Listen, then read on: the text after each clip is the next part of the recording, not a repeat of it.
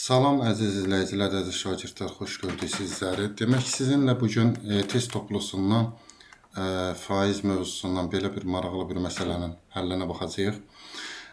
Demək məsələdə bizə nə deyir? Məsələdə bizə deyir ki, 40 faizli demək 40 faizli duz məhlulundan bu qədər qram, yəni bu kütləni göstərir bizə. 60 faizli duz məhlulundan isə bu qədər qram götürərək qarışdırılır. Deyir, qarışdırıldıqda alınan duz məhlulluğun deyir, duzluluq faizi 50%-dən çox olar.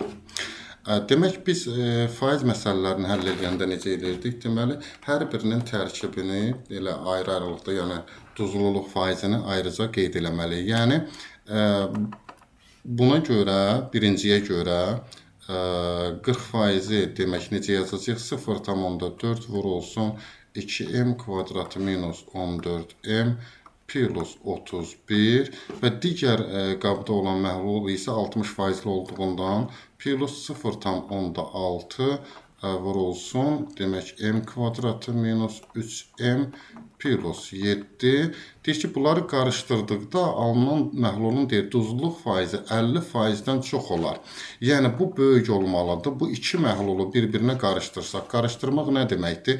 Yəni, onları bir-biri ilə toplasaq. Yəni, 2m kvadratı minus, üzr istəyirəm, demək, burada 2m kvadratı minus 14m plus 31 plus demək, m kvadratı minus 3m plus 7-nin belə deyək ki, nədir? 50%-dən çox olmalıdır. Yəni, 0,5 mislindən böyük olmalıdır. Bir sətrə yerləşmədi deyə mən 2 sətirdə yazdım bunu.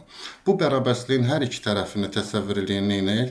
Biz 10-a vursaq, demək bu 0,4-ün yerində 4, 0,6-ın yerində 6, 0,5-in yerində 5 düşünsək və mötərizələri vurub açsaq, sadələşdirib vurub açsaq, demək necə olacaq? Olacaq burada 8m kvadratı minus 14m, bir dəqiqə üzr istəyirəm, 56m. Deməli, 56m plus 124 plus 6m kvadratı minus 18m plus 42 demək, böyük olacaq. Biz buranı burada sadələşdirib yazsaq necə olacaq görək? Olacaq burada 3m kvadratı minus 17m plus 38. Biz bu ifadəni 5-ə vurub yazmalıyıq. 5-ə vurub yazsaq, demək, necə olacaq burada? Böyük olacaq. Demək, 15m kvadratı minus 85m plus 190. Tamam, bu bərabərsliyi də sadələşdirsək, deməli, belə deyək, müəyyən bir çevirmələr aparsaq, görərik ki, burada m kvadrat minus, demək, 11m plus 24 kiçikdir 0 kimi m-dən asılı bir bərabərsizlik alırıq.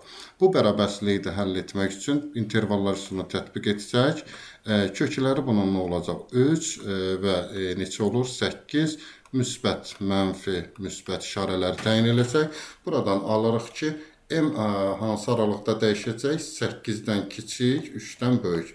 Və bizdən burada nəyi soruşurdu? M neçə fərqli tam qiymət, M neçə fərqli tam qiymət ala bilər?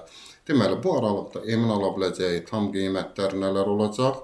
Bərabər olacaq. Demək, 4, 5, 6 və 7 qiymətləri. Deməli, 4 dənə fərqli tam qiymət ala bilər. Videonu diqqətlə izlədiyiniz üçün hər birinizə təşəkkür edirəm.